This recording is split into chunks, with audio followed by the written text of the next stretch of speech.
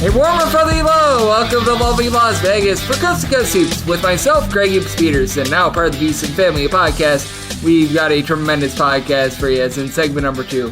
One of our favorites, Justin Perri. He does great work over at Chalk Value Bets. He is going to be joining me, and we're going to be discussing with him a little bit about what we've seen through the first few nights of the college basketball season, how he gauges some of these teams that maybe they had a hot shooting night, a cold shooting night. There is a question that I'm going to be answering in segment number 1, and we're going to hit it a little bit more with him as well. Handling games involving a very fast team and a very slow team. We've got a prime example of that with this New Mexico versus St. Mary's game that's going to be going down. If there's been anything that's really stood out to him as well in terms of what we've seen in terms of the just rampant amount of fouls that have been called in some of these games as well. So we've got a lot to discuss with Justin in segment number 2, and we're certainly going to be taking a look at quite a few of these Thursday games with him as well. In the final segment, going to get you guys picks and analysis on every game on the betting board for this college basketball Thursday as we hit some bank shots. If you have a question, comment, segment idea, what have you for this podcast, you do have one of two ways we offer those in. First one is my Twitter/X timeline at unit_D1. Keep in mind, LarsM, the name does not matter. So as per usual, please send these into the timeline. The other way, that is via an Apple Podcast review. If you rate this podcast 5 stars, it is very much appreciated. Then from there, you're able to fire whatever you'd like to hear on this podcast via that 5-star review. Got in one today. This one comes from a Twitter/X handle of Rudy Knows FBB, and he has a question for the pod. Greg, can you talk a little bit about the process about handicapping totals? It feels like a common place to start is with tempo, but sometimes styles makes fights, and want to hear my thoughts, and you are correct. Very astute point made there by taking a look at tempo, because when you go up against Virginia, the handicap is going to be a little bit different than when you go up against Houston Christian. No ifs, ands, or buts about that, and it is a bigger reason why, when it comes to gauging totals, I use points on a per possession basis, points scored, points allowed, what have you, rather than on a per game basis, just because sometimes that can lie just a touch, and you never know when you get these harebrained overtime, double overtime games that throws things a little bit out of whack as well. So I do want to be looking at things on a per possession basis rather than a per game basis. Now, some teams, they just are very much unaffected. They only play like 1 or 2 overtime games in a year, and that doesn't really factor in too much. Some of these teams will play like 6 or 7 overtime games, and if you're just looking at the sheer amount of points, you're going to be like, oh, they scored like 73 points per game, and it's like, yeah, that was propped up by the fact that they played 7 overtime games with 3 of them going to double overtime. So I always do think that that is important, and you always do want to be taking a look at sort of these strengths and weaknesses and trying to see,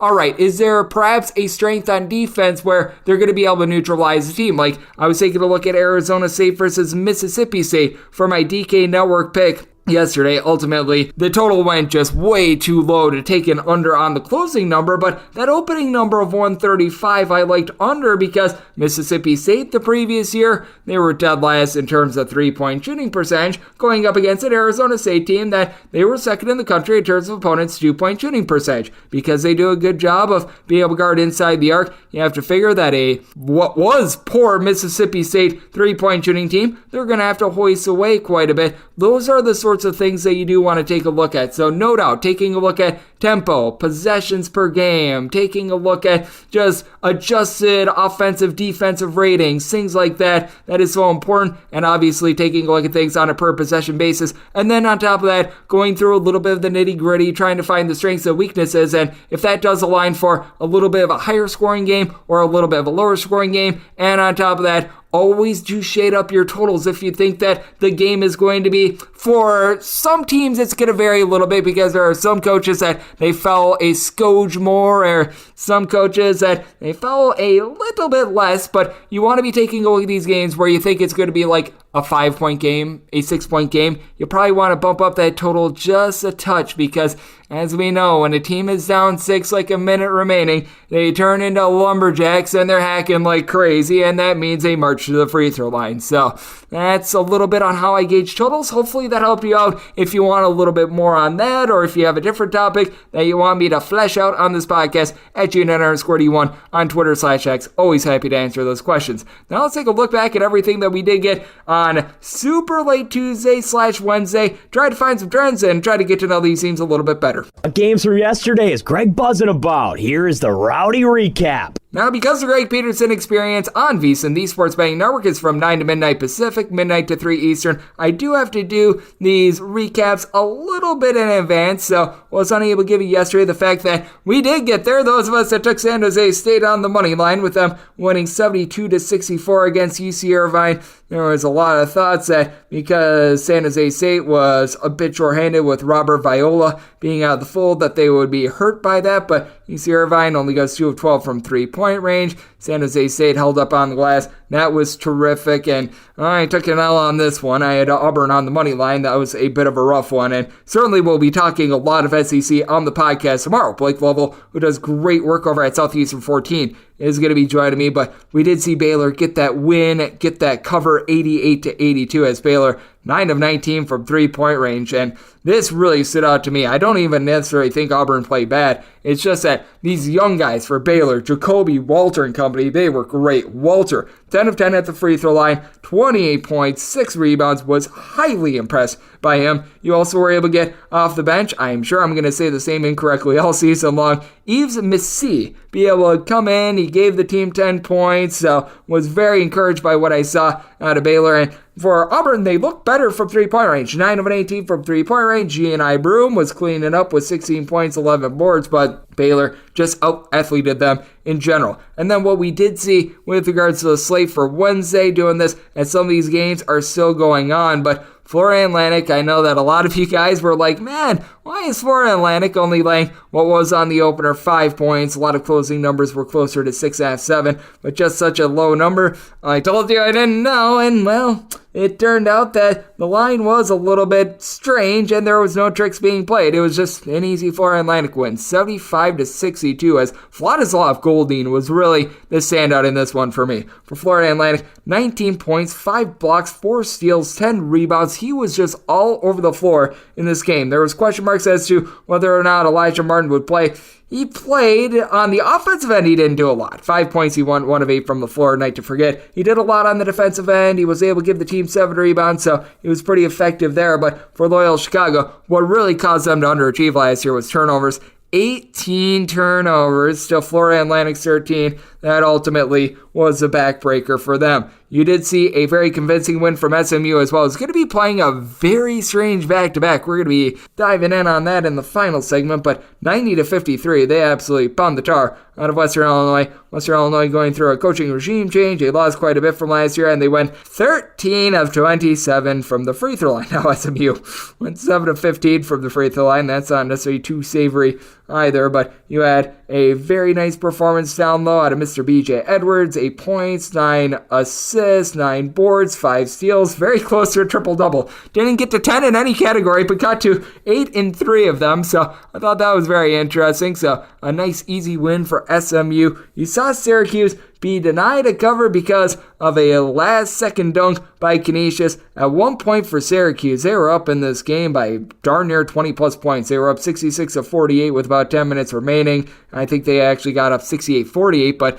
Canisius able to pull out that backdoor cover by kind of 89-77 as Canisius. Reason why they covered, they went 10 of 22 from three-point range. Coming in off the bench, going 4 of 7 from distance, Trey Dickens, who season ago he was averaging right around 6 points per contest. It looks like he's going to be a part of a Canisius team that I do think is improved. And for the Syracuse Orange, backcourt is really going to be paramount for this team. A combined 11 assists to 5 turnovers and 43 points out of Juna Mintz and J.J. Starlin. Feels like they're going a little bit deeper with their rotation as well. You had coming off the bench for 22 solid minutes, Malik Brown. So going to be interesting to gauge the Syracuse team moving forward. Pair of wins by double figures, but non-covers just due to the fact that the numbers that they had to try to cover were so far out of whack. Very nearly a terrible beat in the Lipscomb game, and if you took Lipscomb early, it was a bad beat. This closed with Drake being more around a 16-16.5 point favorite, but 85-70. Drake, they get the win. On the early number, they got the cover. On the late number, not so much. And Lipscomb actually led this game by 7 early on in the second half. And then things just slid away from Lipscomb as they were outscored by kind of 12-5. Actually, I think that was more like 14-5 in the final 5:33 of this one as for Lipscomb. They're still dealing with Jacob Ognasovic being currently out of the fold. They had to rely upon A.J. McGinnis, who had himself quite a nice game with 26 points, but outside of here and Darren Boyd, nobody else was able to score double figures. Meanwhile, for Drake, looks like they're going to be putting the ball in the hands of Tucker DeVries a lot. 36 points, 6 assists. Would like to perhaps see a little bit more facilitation out of Aiden Wright. Kyron Gibson came off the bench. I thought that he might be seeing a little bit more time at the point guard spot, but DeVries, an absolutely amazing game. We shall see if a little bit more of the backcourt steps up for Drake, but man, it looks like he is in for an absolutely tremendous year, and looks like Texas Tech is going to be in for a big year as well. A big theme of things that we have seen in the first few days of the college basketball season is these teams that have been laying north of 20 points being able to cover and be able to cover quite easily. And for Texas Tech, they were able to do so on Wednesday by being able to take down Texas A&M Commerce 73-46. This was a closing number of about 23.5 to 24 as Pop Isaacs 19 points to go along with 4 boards. Warren Washington in his debut for Texas Tech, 12 boards. And Graham McCaslin looks like he's going back to that slow, grimy style. Now, I don't think that he can rely upon opponents going 5 of 35 from 3 as Commerce. Looking like it's going to be a really rough year for them, but a very good showing from Texas Tech. Got a few games I'm going to need to clean up tomorrow. I'm doing this just as Arizona State and Mississippi State is getting set to tip off, and then rest of the games, relatively low-level college basketball games for Wednesday. But that said, if you take a look at the trends that we're seeing in college basketball right now, as I'm doing this, we do still have a few games in the balance for Wednesday, but the favorites, they have really been coming through here at the beginning part of the season. As I do this, 74-52-2 against the spread is the record for favorites, with home teams 76-50-2 against the spread. I would say expect a little bit of regression there. It has been a very, very good year for those teams, and it has been a whale of a year for the over as well. Currently, overs are 74-54. That is a 57.8% clip to the over. You want to be monitoring these whistles because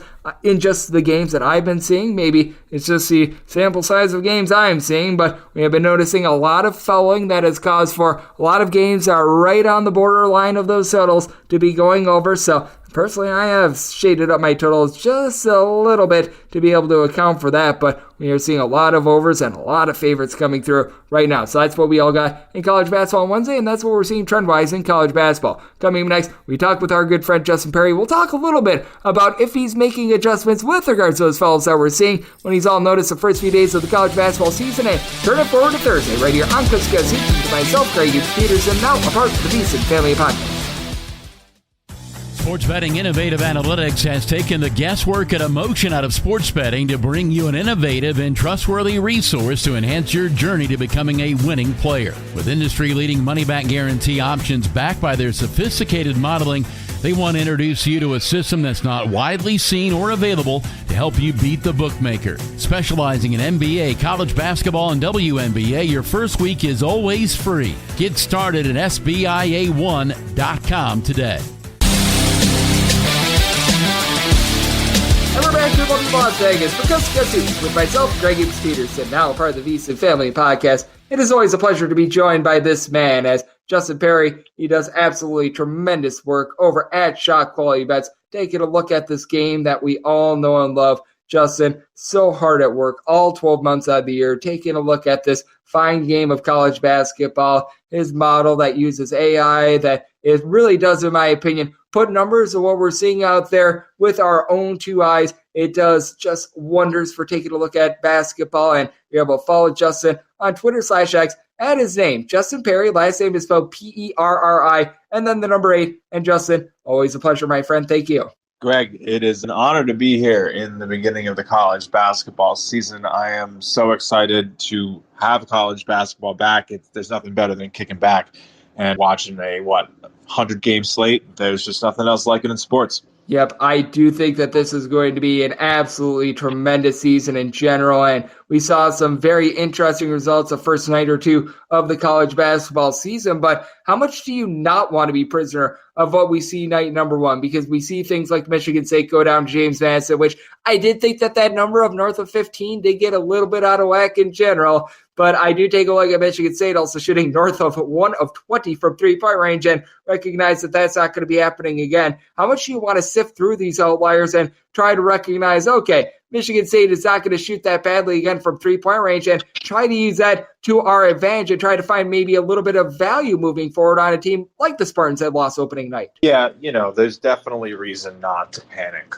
on Michigan State, right? I think that's the first thing that shot qualities data is going to tell you. There are going to be nights like that throughout the season, and there's probably going to be a couple that come back Sparty's way. And you don't want to fall into the trap of getting too into it. And does James Madison maybe deserve a little bit of a bump?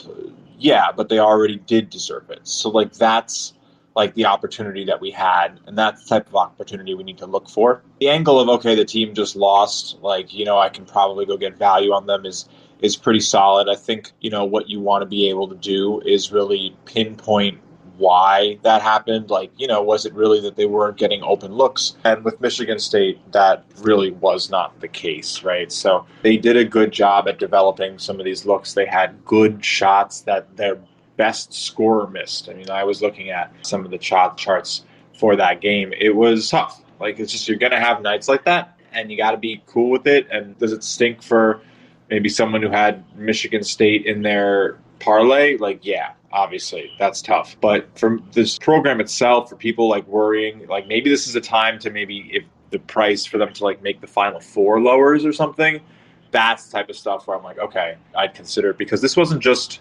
a small thing. Shot quality expected Michigan State to win this game 104 to 85.5. So pretty jarring difference, right? This isn't going to happen a lot. They were expected to score a lot more. Just at the end of the day, it really was going to be very different if those shots were repeated, essentially. Yep, and I think that that's a big key with it, because as we know, in a 1-game sample size, it's different than in a 5-game sample size.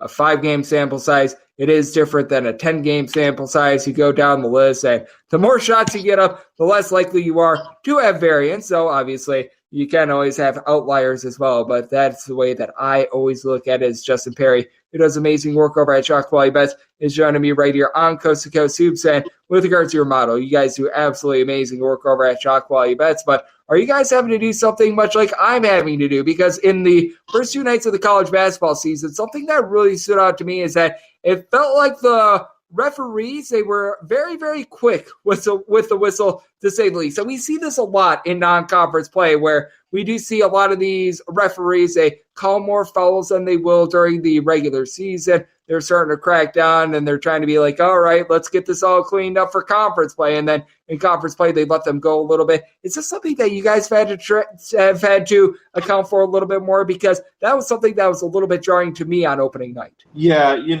there definitely seemed to be a lot of our unders going red. There's definitely a few that won, but a lot of our misses on totals were unders that maybe could have hit without a couple extra fouls. And that's going to happen. I agree with you. I think it's something probably to write down in the notebook in terms of when there's especially rule changes and referees want to sort of set the tone for players early. There's probably an initiative to almost call it in order to correct the behavior as much as possible as soon as you can in the season, so that you don't have to call it when it comes down to the games that decide seeding in tournaments and big conference games and all that type of stuff. You want it to happen here when, Wisconsin, Arkansas State doesn't really matter. And that was a game that, we did have the under on, and shot quality did agree that one was pretty crazy. That was quite the result. Again, there's a lot that goes into how these projections are calculated for us. So I don't think there's going to be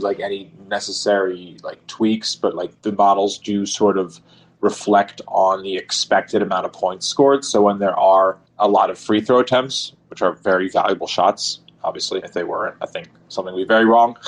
But yeah, they're super valuable. You don't really get to earn 0.8 expected points too often, or 1.6 in a possession. All right, that's like shooting an 80% 2-point shot. You take that every time. The models will adjust if there are totals that start really creeping higher. If game totals are just generally higher, that means player totals will be generally higher. Ability to convert points per possession will be higher, and we'll recognize that. So that's the power of what these AI-enabled computer vision. I mean, it's crazy. They literally have developed software that takes player locations straight from video feeds, analyzes distance, closeout speeds, openness, spacing on the floor, understands the potential of points that were passed up on shots, understands an individual player's ability to take certain shots off the dribble threes are evaluated very differently than catch and shoot. Coming off pick and roll for a mid-range jumper is evaluated differently than, when you're in isolation. That matters. That stuff matters. And it might just be like fractions and 3% here or 2% here, but over the course of a game, that's going to lead to our numbers being more accurate than everybody else, being more predictive than everybody else. And that gives us an edge when we use those numbers to project forward. It learns, it adapts, and it knows process more than it knows results. So you can trust, what you're seeing to be more indicative of what's to come. And I'm so glad that you use the word process there as well, because when it comes to the early part of the college basketball season, it happens to every single one of us, no matter how great or terrible your model is, no matter how great or terrible your evaluations are. When there's 362 Division I teams, there are going to be teams that you get absolutely right, and there's going to be teams that you get absolutely wrong towards the early part of the season. And what does lead to the model just having to transition and having to either be stock up or stock down on a team? Because, you were alluding to it. Sometimes it's not necessarily whether the shot goes in or out itself. It's the process of it. And I'd be much more concerned if a team just gets pounded on the glass. They lose like a gritty 65-64 game when they get out rebounded by 10, rather than, say, the illustration that I was bringing up a little bit before with Michigan State going 1 for $1 billion from 3-point range and going to overtime and losing to a very good James Madison team. Right, exactly. And shot quality is essentially built to handle that, because at the end of the day, and we joke around, shot quality, it's a great name, it sticks, it's exactly what it is, but if you could perfectly describe it, it's possession quality, because we do actually analyze even possessions where you don't get shots, and we take a look at, everything. That's all really important, right? Because points per possession matter just as much as points per shot matters. And there's a difference because, again, you don't get a shot every possession. Sometimes it doesn't happen. Sometimes you turn the ball over. So, sometimes you don't get as many possessions. So, shot quality is really advanced box score math that understands players individually. So, yeah, I think getting out rebounded and not standing a chance is going to reflect very heavily in the shot quality as comparison to just having a bad shooting night. Bad shooting nights are going to happen. Good shooting nights are going to happen. You're going to have games in college basketball where if you're a team, you're going to lose them because you couldn't shoot, and you're going to lose them because the other guy just could. It happens. And then you're going to win games because some days you're going to be hot, and some days you're going to walk into a gym where the other team can't hit an open basket with nobody closing them out. And that's all part of the process. And I think that matters for basketball, matters for basketball evaluation, and it matters for betting. It matters for betting a lot because you have to take that into account when you evaluate your own betting process. And shot quality sort of allows you to do that by qualifying your results. You can go and take a look at, example, opening night, I played Holy Cross +7, and shot quality actually had Siena winning that game by 15. And you go and you look at the shot chart and the shot selection, and it makes sense, right? Holy Cross hit some threes that they probably don't hit every time, and Siena couldn't make a couple big baskets. So, did I run out of there with a little bit of a win that I should expect not to have if I replayed that bet, 10,000 times? Yes. And so, when I have a really electric night, I can go and keep my head steady because, I know, okay, was it legit? Did I get a couple lucky wins? Oh, was it even supposed to be better? You can start to understand, this other data point of that's just different than what happened on the floor, which can be, again, just so determined by a fraction of an inch, right? And that's the beauty of sports. That's why we play. That's why we bet. We love to, try to figure it out. But you are going to get slapped in the face occasionally by just a bunch of randomness. Yep, you certainly are, and you bring up such a good point. There are some times where you have like a night where you hit 60% and you're feeling, man, I should have hit 65% of my bets. And then there are some nights where you break even and you're thanking the lucky stars that you were able to break even because you thought that it could have been a bloodbath. So it really does work both ways there, as Justin Perri does great work over at Chalk Valley Bets is showing to me on Coast to Coast Hoops. And Justin, with regards to the games for Thursday, we are doing this just before openers were posted up, so we don't have any opening lines to go off of right now. But are there a few games that you do have just sort of on top of your mind that you are going to be watching for that you might be able to see some edges on? Because we actually do have a nice slate of games with that New Mexico versus St. Mary's game. That is one that, without question, I am certainly going to be locked in on. James Madison, they look to follow up that big win against Michigan State. And Michigan State themselves, they should be able to handle Southern Indiana. If not, then we really have issues. But they're going to be back in action as well. But that James Madison versus Kent State game, that is certainly one that is popping out for me. But what are you going to be watching for in general with this Thursday slate? Lines aren't really available, but some games that maybe will be just great games to tune into. I'll tell you right now, some of the ones that we'll be watching maybe for like some underdog value. We have this Middle Tennessee Stephen F. Austin game as a really close one, expected to be separated by 1 point. So if a big line does open there, we would recommend taking an underdog on that. The Kent State James Madison game, another close one. We have Kent State projected to be a very, very slight favorite. So would be looking to take points on James Madison again, assuming, it's bigger than something like 5 or 6, we would probably have a play. Another interesting one is this Elon East Tennessee State. We're actually going to be leaning towards East Tennessee State on this one. So if you can catch like 5, 6, 7 points with Elon, might be worth it to take this team at home. They definitely did fight at home last season. Some interesting ones. It's going to be a fun Thursday. You got one of my favorite teams, Chicago State,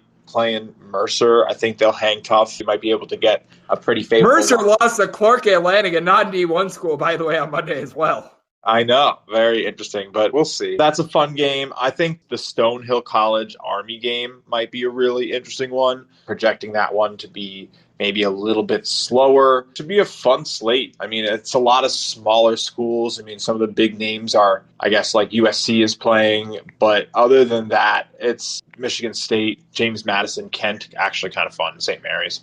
But still, a lot of smaller schools. You're going to get like a Utah Valley Sam Houston game. You're going to get a Wichita Western Kentucky game. Thursday's going to be a very fun slate. I think I'll definitely have a few plays out on this stuff. I'll probably be looking at a team like Tulane to get it done against that Northwestern State team that I don't really trust at all. And Tulane's a team I'm actually pretty invested in, one of my few preseason futures. I didn't do too many this season. I usually like to sprinkle my futures in like mid-November, after you see a few games and really get to understand. And again, harness that shot quality, like data being faster to the true projection of a team than what's going on in a few games, right? So like try to find teams that are actually maybe specifically different than what you would expect based on those shots and try to see if maybe a team just got unlucky over the course of their first 3 games and all of a sudden a plus 900 is looking like a plus 1200. That's an extra 33% and we will take that. So that's how I like to do things. Definitely trying to take advantage of the expected data. It has served me very well. It's served shot quality very well. We have some cool new stuff coming out soon. Great new live tool is up. We have live games every day for every member. You can watch expected points come in as the buckets fall. So pretty cool stuff. Really excited about the season. And as you know, always, Greg, I love sharing my thoughts here on the show. Oh, no question about it. And that is awesome, being able to see this a little bit more live as well. And Justin, I do have to ask about this as well, because we do have a unique matchup coming up for Thursday in that New Mexico versus St. Mary's game. And how do you guys view that total? And how in general do you view totals on games like this where you've got two teams that are polar opposites? New Mexico, a team that really lacked on defense last year, but a fireball on offense with a pair of guards that are really able to put the ball in the basket, going against the St. Mary's team that year in and year out, we already know the style. It's going to be super slow. They're going to be hanging their hat on defense. And these, I always think, are the most interesting games to gauge totals on, because it is truly a battle between the tortoise and the hare. Yeah, this one really is. New Mexico, I think it's actually going to be a little bit closer to that 140 range is where we're projecting it. So I don't know where it's going to open up, but if you're looking for that type of number, look, New Mexico played pretty quick. It's not like they're totally against it. Obviously, St. Mary's is going to slow you down. But, like, I don't know. I think at the end of the day, it's just the running and the gunning is just going to be what tends to win out. What's going to happen is you're just going to get shots sort of hoisted up for New Mexico. They're eventually just going to force St. Mary's a little bit out of it. It's going to be tough, but I do think a 140 number is probably pretty accurate. You're not going to see like one of those slog games of like 100 points here. Maybe you want to like sprinkle on something where this is going to stay under 125 if you're really convinced. And that's probably like where that edge would be, around that number. You know, if you really want to play an alt, I wouldn't like, you know, if it opens up at like 135, I wouldn't touch an alt until you got to at least like 127 to try to like really hammer in like a plus play. Like I wouldn't ladder. I would say like the distribution of the potential results for how I see it would be very much like if it's going to be like one of those really low games, you'd want to capitalize on that end behavior more than like the middle behavior. So yeah, I mean, you know, I think the line will probably end up being sharp, probably get steamed down. People will think St. Mary's will control it, Randy Bennett will control it. I would think that 140 ends up being pretty accurate. And it's always so interesting to get those sorts of games. It's going to be a great slate for Thursday. And Justin, you're here for it all season long. You do absolutely incredible work taking a look at this great game that we all know and love of college basketball. So let the good people at home know it's all on tap for you and how people are able to follow along on social media and other platforms. Of course, yeah. So start of a new year is always really exciting. You could follow along. My stuff is at Justin Perri 8, and then you can follow Shot Quality Bets, all one word, on Twitter as well. You know, on TikTok, we got a lot of great stuff going on. We have Discords. I mean, there's so much happening. So just like definitely tune in. You'll see a lot of stuff coming. My job, which I am so honored to have, is literally to make awesome content for Shot Quality Bets and to make really good college basketball betting content. So I love coming on here, love talking. I get to call it work. So I will be back soon, I hope. And Greg, I hope you have a great start to the year, and hope everyone out there has a great season. Justin, you got the same mentality that I do. When you get to call taking a look at college basketball, placing bets, in my case, ripping down a few beers, when you call that work, you really don't work a single day in your life. We are so lucky to do what we do. So hopefully the people out there appreciate it, because certainly this is a passion of yours. It's a passion of mine. It is such a great time of year, and it's always great to get Justin Perri aboard. A big thanks to him for joining me on Coast to Coast. He's now part of the VSiN Family Podcast. And coming up next, it is that time of the podcast. I give you picks and analysis on every game on the betting board for this college basketball Thursday as we hit some bank shots.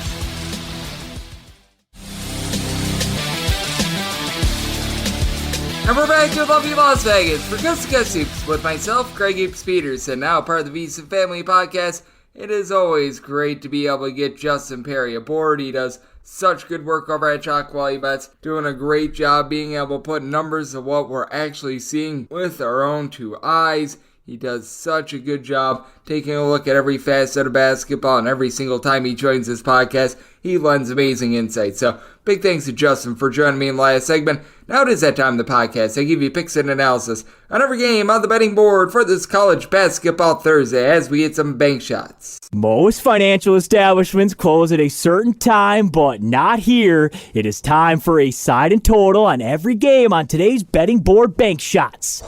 Do note that as per usual, any changes that are made to these plays will be listed up on my Twitter/X feed at unit_81. We are going to be going in Las Vegas rotation order, and that's where we go with the games with 3 digits on the rotation first. Games with 6 digits, those are going to be at the bottom. And the games that involve non-Division I teams, like the old John Brown versus Baylor game. Very bold of John Brown to go 1-on-5 against the top 25 team. St. Francis of Illinois against UW Green Bay. Games like this, they just don't make the board because they don't have a betting line out here in Las Vegas. So, you keep it to the D1 versus D1 games, and that does begin with 643, 644 on the betting board. UC Davis is going to be playing us at Pepperdine, the Waves of Pepperdine. And we're between 5 and 7 point underdogs. So Quite a bit of movement here. Total is anywhere between 154 and 155. I did set my total at 160.5. Pepperdine was one of the most up-tempo teams in all of college basketball last year. Now, they held Concordia of California to 64 points a few days ago.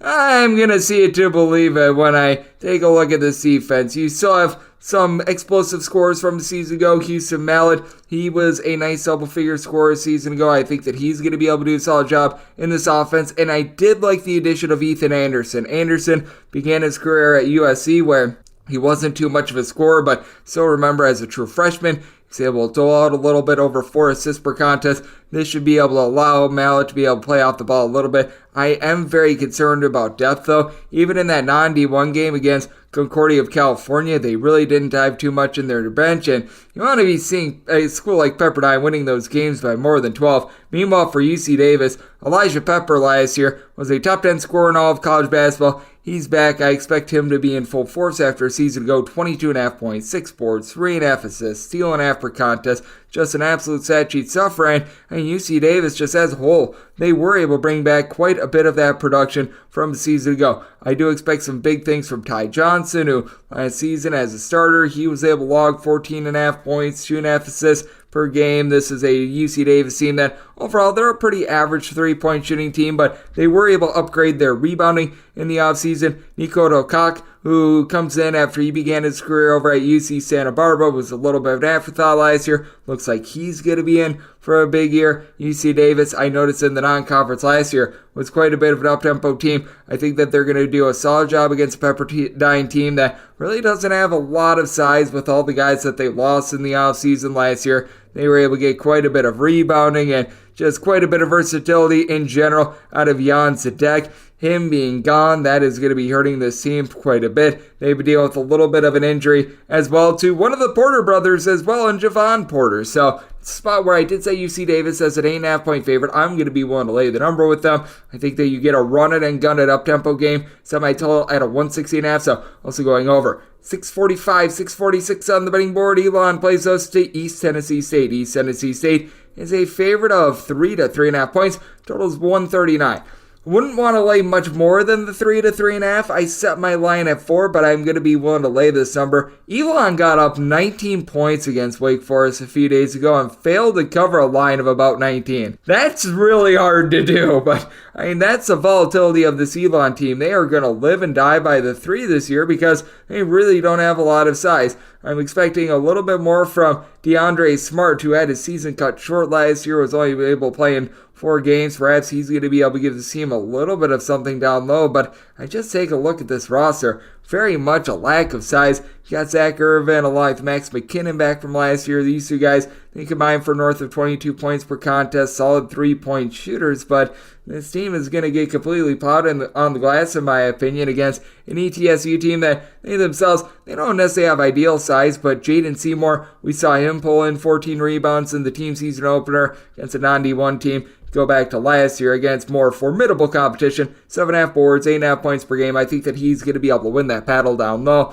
Now, they do lose their top scorer from a season ago, as you were able to get right around 15.5 points per game out of Jordan King. He's now out of the fold, so that does hurt this team quite a bit, but they brought in the Delaware transfer, Ebi Asamoah, who was able to put in their 14 points in the season opener. Last few years at Delaware has been about a 7 to 8 point per game scorer that shot in the high 30s from 3-point range. ETSU still has their deficiencies on the glass, but Asamoah should be able to help out a little bit. They had 10 blocks in their season opener as well. Don't think that that's going to be too lasting, but I do think that there's better balance with this ETSU team. I think that there's a lot of volatility with an Elon team that they had a little bit of a tough time taking care of the ball last year, and they were a team that overall didn't play a lot of defense. Neither of these teams are super duper up tempo, but both of these teams do have their flaws on defense. And because I do think that this is going to be a close game that could potentially be coming down to late game free throws, I think that this total is just a skoge too low. Set my total at 140, so here to 139, looking at the over. And with ETSU, want to lay up to 3.5. With them, 647, 648 on the betting board. Fairfield is on the road facing up against Rhode Island. Rhode Island is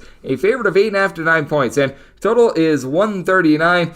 I actually liked what I saw out of Rhode Island night number 1, but I need to see a little bit more before I'm willing to lay this number with Rhode Island. I did set them as a 7-point favorite. I'm going to be willing to take the points with Jaden House. He comes over after last season. He was able to tear it up in the Big South with High Point over at High Point, 17.5 points per game. Was not a great 3-point shooter, but was able to dole out the ball a little bit. You saw him in the season opener be able to supply 25 points. That's a good sign for the team. They don't have a lot of rebounding, though. They're really going to be relying upon the 6'11" freshman from Canada, Jeremy Fomana. He's going to be someone that you want to be taking a look at. And then they've got one of the best names in all of college basketball, a junior college transfer by the name of Always Right, who had 9 assists. So he was always right when he was doling out the ball night number 1. And for Fairfield, disjointed team. Jay Young, he was relieved of his duties just a few weeks before the start of the season, but you saw some talent on this roster. Bryson Gudine, he began his career at Syracuse, had 22 points in that season opener against Boston College. He's finally fully healthy. Jasper Floyd, he comes in from the non-D1 level. I think that he's going to be a nice scorer for the team. Now, they're dealing with a few injuries. Alexis Yetno, I think, is going to be an elevator for the team when he is out there on the floor. He's been dealing with a little bit of an injury, so Louise Bleachmore, a 6'6" combo player, is seeing a few more minutes for the team. And then you want to take note of James Johns Jr. as well. Someone who I do think has quite a bit of upside. He was missing in the team season opener as well. I expect him to be out of the fold, but with Rhode Island, just them not having a lot of rebounding in general does have me off-put a little bit. Rhode Island put up some nice numbers against Central Connecticut, but it's not as if they were just absolutely running it and gunning it. They shot 56% from the floor, which is why they were able to put up a gaudy point total. And Fairfield, just in their identity, they are a team that's looking to play very slowly. So I did set my total at 131. Taking a look at the under, I think that Fairfield makes this game yucky and gross. I set my line at 7. So taking a look at the points with Fairfield, and I'm going to be taking a look at the under. 649, 650 on the betting board. It is Kent State, and they are going to be playing host to James Madison. James Madison is an underdog of 3.5 points. Your total is anywhere between 147.5 and 149.5.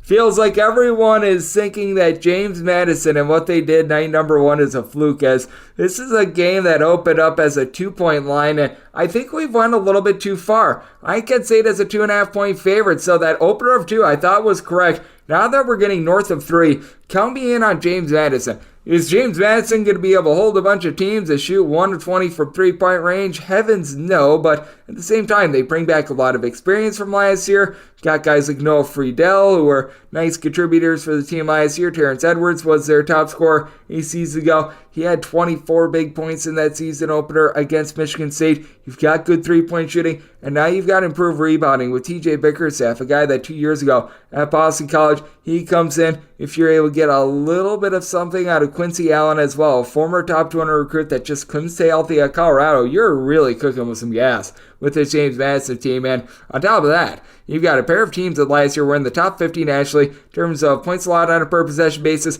Kent State, they're good at being able to generate turnovers. James Madison is good at being able to generate turnovers. Both of these teams in the top 30 in terms of turnovers force on a per possession basis and steals force on a per possession basis. But with this Kent State team, they just lose the heart and soul of that team from last year in Sincere Carey. He was able to log 17.5 points, 5 assists. He was just doing it all for them. Now, the good news is they bring back someone like a Celeron Hornbeek, who was very solid down low. I think that you're going to be able to get some good production out of Reggie Bass, who comes over after last season, was able to log about 12.5 points per game over at Central Michigan. And Giovanni Santiago feels like he's been in college basketball for forever. He's a dynamic 3-point shooter, but the depth that you had with this Kent State team a season ago, it is a little bit more thin. They're going to probably need to be relying upon the post play just a touch more, because I do think that facilitating is going to be a little bit rough for them with Sincere Carey out of the fold. I do think that Kent State going to be able to hold up on defense. James Madison is a bit more of an up-tempo team, but once again, a very good defensive team as well. I think that this total is out of whack. I set my total at 142.5. I'm diving under.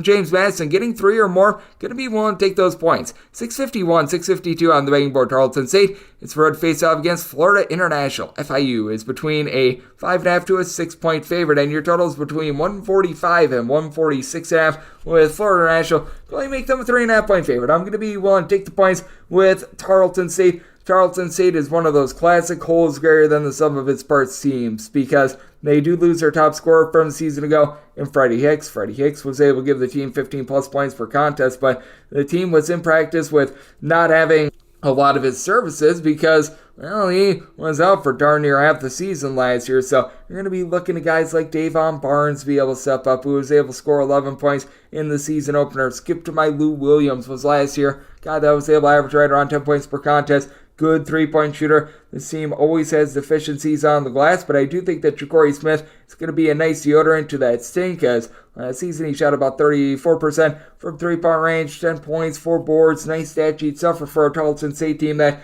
they, at the D1 level, have been a top 25 team perennially in terms of turnovers forced on a per possession basis. Florida International, they're at their best when they're generating turnovers as well. Now, the tempos of these two teams do vary. Florida International, they're looking to run it and gun it and just rip it down your throat. In non-conference play last year, in the top 10 in terms of total possessions per game, Tarleton St, ever since they've gotten to the D1 level, they've been a below-average team in terms of total possessions per game. I do like the fact that for this Florida International team, you did bring back Javante Hawkins. Hawkins a season ago, only about 6 points per contest, but 2 years ago was about a 35% three-point shooter. Has been able to do a solid job on the defensive side of things, being able to log about a steal per contest. I think that he's going to be able to elevate in this backcourt. You've got Seth Pinckney, who's north of 7 feet tall, along with Mohamed Sanogo. Loves to make things a go-go, yes, of relation to the other Sanogo from UConn. Last season for Sanogo, about 7 points, 4 boards. I like what these guys are able to do down low, but with Tarleton St, I do think that they're just a little bit better on the defensive side of things than Florida International. Florida International is a little bit more of an all-or-nothing defense. Meanwhile, Tarleton St, if they don't generate that turnover, they're going to be able to get back, and I do think that Tarleton St is going to be able to slow things down a little bit, as we did see in night number 1 for Florida International. They seem to have a tough time scoring on Central Florida. So I did set my total at 143.5. I'm going to be willing to dive in on this under, and with FIU can only make them a 3.5 point favorite, so taking north of 5 with Tarleton St to go along with that under. 653, 654 on the betting board. Michigan State plays those two Southern Indiana. Southern Indiana is between a 26 and a 27 point underdog, with your total between 142 and 143. I set this line at 25. I do think that we're still maybe a scotch too high on this Michigan State team, so I am going to be willing to take the points now. I do think that for Michigan State, they shoot a whole heck of a lot better than 1 of 20 from three-point range. That was just bad variance in general. We saw Michigan State last year be a top 5 team in terms of three-point shooting percentage, so I don't think by any stretch of the imagination that they're going to be duplicating a lot of that. Do have a few concerns with Mady Sissoko down low. He in the exhibition matchups didn't necessarily look so great. He had a rough night number 1. Now I do like what I'm seeing out of both Ty Walker and Jaden Akins. Akins only 4 points in that season opener, but he was a very willing rebounder with 11 boards per contest last year at 10 points per game, shot over 42% from 3. I think he's going to be able to get online with this outside shot, and Ty Walker is pretty much a go-to scorer for this team with 35 points, 6 steals in that game against James Madison. He did his part. Meanwhile, for Southern Indiana, last year this was one of the best three-point shooting teams in all of college basketball, but they lose 5 out of their top 6 scorers from a season ago. I fully expect them to get a little bit more out of Sam Mervis this year. He began his career at Indiana State, has been just a total afterthought for this team, but I think that he might be able to see a few minutes just out of necessity. Jordan Tillman, who comes over from Florida A&M in the season opener, had 15 points after coming over from what was a very sorry Florida A&M team from a season ago. Now is Southern Indiana going to get completely pounded on the glass? Absolutely, because they are going to be looking down low to Kyron Powell. Kyron Powell is someone that stands right around 6'8". I think he began his career at Houston, if I'm not mistaken, but for Michigan State, they should be able to win that battle. But I do look for Michigan State to perhaps play some of their younger guys. I really liked what I saw just in the offseason and in night number 1 out of Cohen Carr, who was able to supply the team with 14 points, 6 boards, lots of upside there. A.J. Ogard, as we know, he is very much a willing passer for this team as well, but I do want to be seeing a little bit more out of these younger Michigan State Spartans, because I mean, just in their tune-ups, these guys looked very, very good. I think that can give them a little bit more to be able to build around. Xavier Booker, Jeremy Fears and company. I think that these are the upside guys for Michigan State. So I do think that with Michigan State, they're going to round into form a little bit more towards the back half of the season. They should be able to win this game convincingly against a Southern Indiana team that just quite frankly, is overwhelmed, but I do think that this number is just a touch too high, and Michigan State, I do think that they're going to continue to be relatively solid on defense. They were ranked number 1 against James Madison, and for Southern Indiana, just a completely new look team. I did set my total at 143. I do feel like the 142 to 142.5 just a touch too low, because I do think that this does turn into a blowout and turns into a little bit more of an open gym situation. So, going to be taking a look at the over, and Southern Indiana willing to take 26 plus with them. 655, 656 on the betting board. Wichita State plays us to Western Kentucky. Western Kentucky is an underdog of 6.5 points. Your total is between 141.5 and 144, and with Western Kentucky, set them as an underdog of 7.5 points. I'm going to be willing to lay it with Wichita State. The problem that Western Kentucky has is that they do have a few two-time transfers that just are not going to be able to lace it up in general. If you've got a two-time transfer that is not a graduate, you got to be expecting that they are going to be out of the fold until further notice, and it does put this team behind the 8 ball quite a bit, though. They are going to have out there on the floor Brandon Newman. Newman in the season opener was able to put in their 14 points against an on-D1 team, but do keep in mind with Newman last year over at Purdue, he was able to log about 6 points per contest in his career. At Purdue was about a 33 to 34% three-point shooter. I do like what he's able to bring to the table, and then on top of that, Deontay Allen really showed some signs of brightness towards the back half of the season last year. Last year logged about 9.5 points per contest, but in conference play, he was putting up double figures consistently, but this Wichita State team really gets a nice boost from Kobe Rogers. Rogers, he had to sit out all of last season. It was a crying shame that he was not allowed to be out there on the floor, but in the first game against Lipscomb, 20 points. Really liked what I saw out of him, as 2 seasons ago in the Metro Atlantic was a good north of 40% three-point shooting, something that was very needed for Wichita State. Wichita State, you know that they're going to play good defense. Someone like 6'11" Kenny Poto. He's got a very good skill set. Quincy Ballard, he had a double-double to begin the season, began his career over at Florida State, was a bit of an afterthought for Wichita State last season, but I do feel like Paul Mills is starting to unearth him a little bit more. And then you bring in Harnell Beverly, who was a former starter over at Miami. They just didn't utilize him too much last season. I think that he's a good fit for this offense as well. With Wichita State, they are a balanced team, and they are going to be probably looking to play a little bit more up-tempo this year than they did in past years, as we know when Mills was over at Oral Roberts. This was a team that was very willing to take threes. They were willing to get up and down, and I do think that you're going to be seeing quite a bit of that. And with Western Kentucky, with bringing in the Texas A&M Corpus Christi coaching regime, they were a team that was up-tempo as well. So I do feel like this is a total that is a little bit too low, but with Western Kentucky not having the full allotment of guys that they were expecting to because of the two-time transfers, I do think that that puts them behind the 8 ball just a little bit. I set Wichita State as a 7.5 point favorite. I'm going to be willing to lay this number. Set my total at 147.5, so also looking at the over. 657, 658 on the betting board. Sam I am Houston State is going to be playing us a Utah Valley. Utah Valley between a 5 to a 6.5 point underdog, and your total is between 136.5 and 138. And with Utah Valley, I did set them as an underdog of 2.5 points. I'm going to be willing to take those points. With Sam Houston State, I'm just not bullish on this team because they lose so much from last year, and the biggest loss that they do suffer is their coach, Jason Newton. He's over at New Mexico State now, so for Sam Houston State, a team that was able to go like 8 or 9 deep last year, they lose pretty much 5 or 6 of those guys, depending upon how far you want to go down with that rotation. They did a solid job bringing in a few guys to be able to help bolster this roster. You bring in Devon Barnes, who was solid as a double-figure scorer over at Texas Southern, but now he has to go up a level. Solomon Dumbia, he comes over from TCU. He had 7 rebounds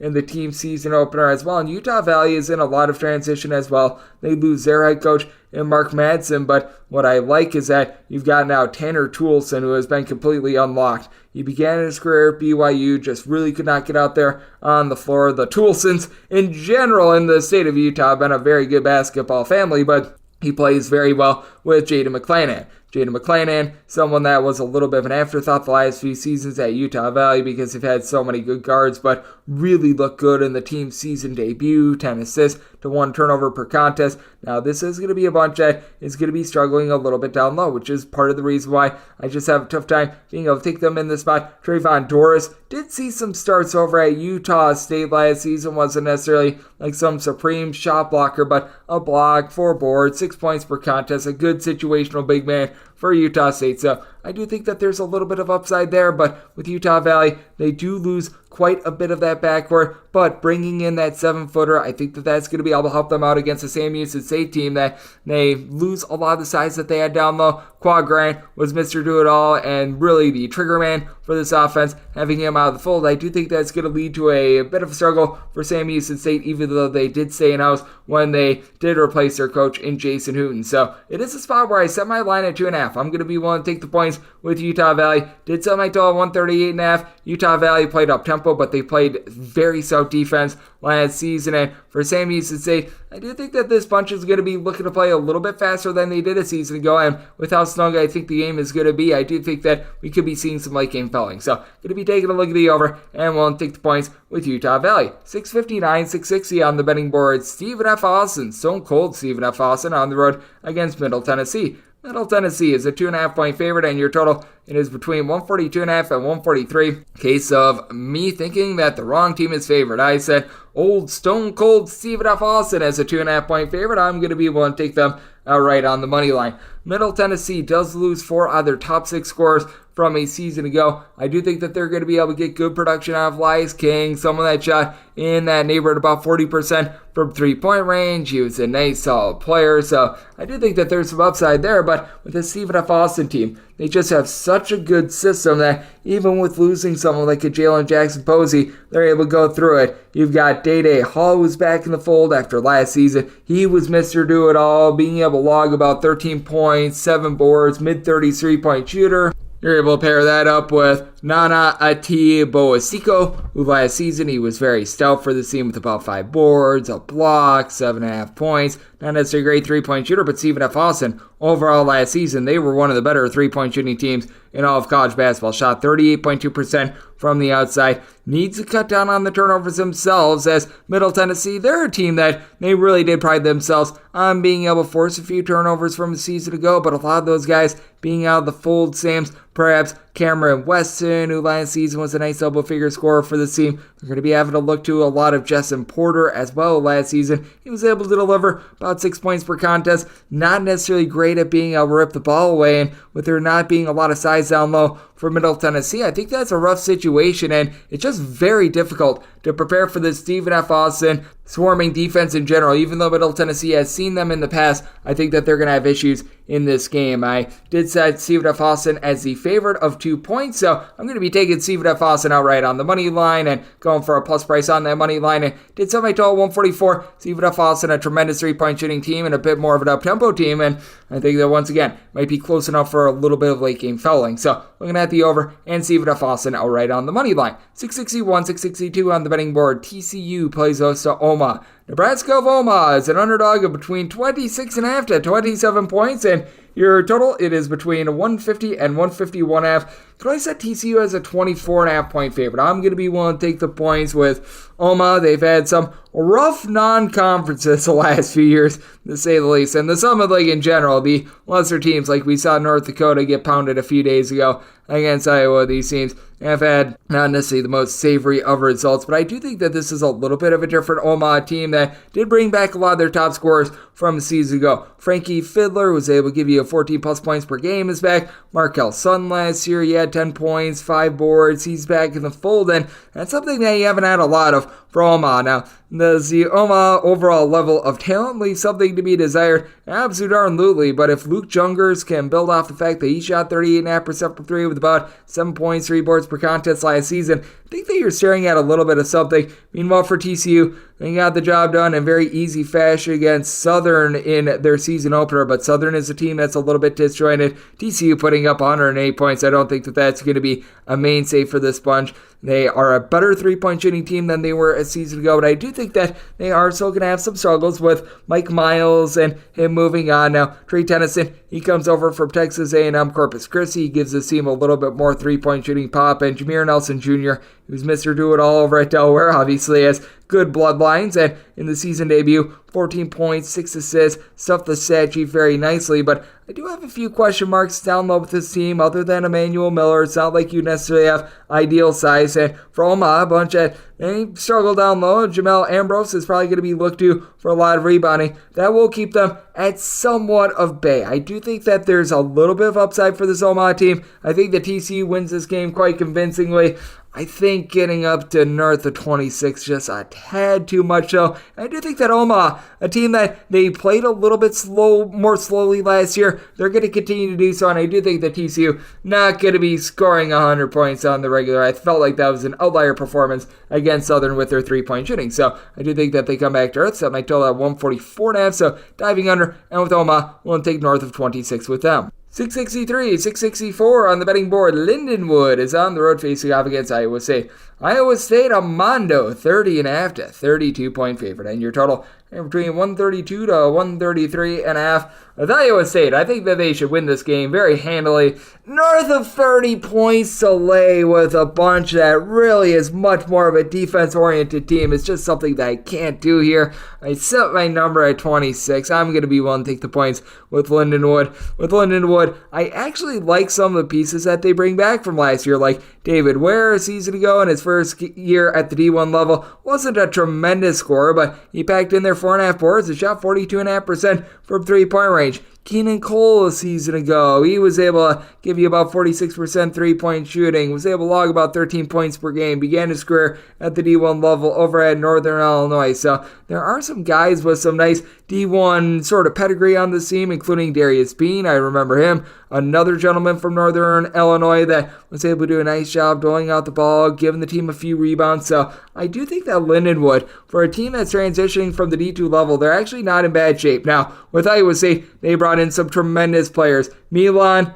Mimolovic, hopefully I said that correctly. I'm sure that I did not. I will try to work on that as the season goes along with some of these newer guys, but I mean, he came in right away. 18.7 boards in that game against UW Green Bay for Iowa State. He shot it very well from three-point range in that game as they were able to go 44.4% from three, 8 of 18. You've got Keyshawn Gilbert, who was a double-figure scorer at UNLV last year, coming into the fold. I do have a little bit of concern with this Iowa State defense because Caleb Grill was really sort of the heart and soul of that unit, and with him being out of the fold, you do have some question marks, but Taman Lipsby, I mean, he just picked up where he left off a season ago. He was able to generate last year multiple steals per contest, good facilitator, still have some question marks with his overall scoring, which is part of the reason why I can't lay quite this many points with them, but I do think that Iowa State going to be able to do a nice job of locking up a Lindenwood team that is more of a mid-tempo team. I think that Iowa State, one of the best offensive teams in all of college basketball, I just question whether or not the offense is high-powered enough to be able to cover north of 30. It feels like we've gotten a little bit out of whack here, so I did set my number at a 26. Going to be willing to take 30-plus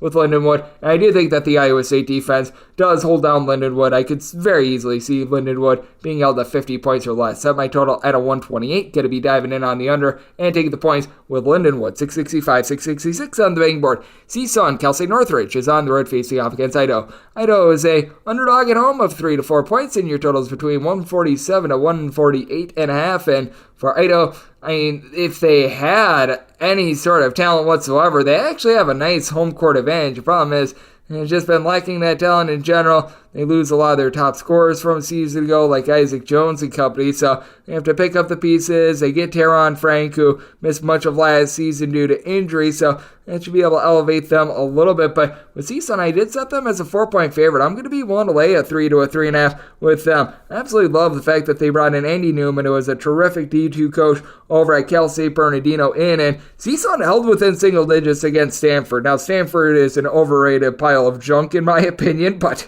that said, for CSUN, they did a nice job of having a few guys retained from a season ago, like Deshaun Allen-Ikens, Deontay Bostic, pair of double-figure scorers from a season ago, and then there were some nice transfers that were brought in that should be able to help out the team right away. De'Aaron Tucker is someone they like. Then you bring in Mohamed Fofana. Fofana is someone that was at the non-D1 level and was very prolific. I know that with Newman, he brought over a few of his guys from the non-Division 1 level over at Bernardino, and these guys, I think, are going to be able to have some good camaraderie. You've got some nice size across the board with this team as well. And then for Idaho, just have to be wondering what you're going to be able to get in general out of Quinn Denker, who was able to have 12 points in the season opener against Washington State. But who's going to be that trigger man for the team, because Kassan Rose, who's more of a forward, led the team in assists night number 1. It felt like they had no idea who their main ball handler was in this game. You bring in Trevon Blossomgame, who he was over at Fairleigh Dickinson last year, but played very sparingly over there.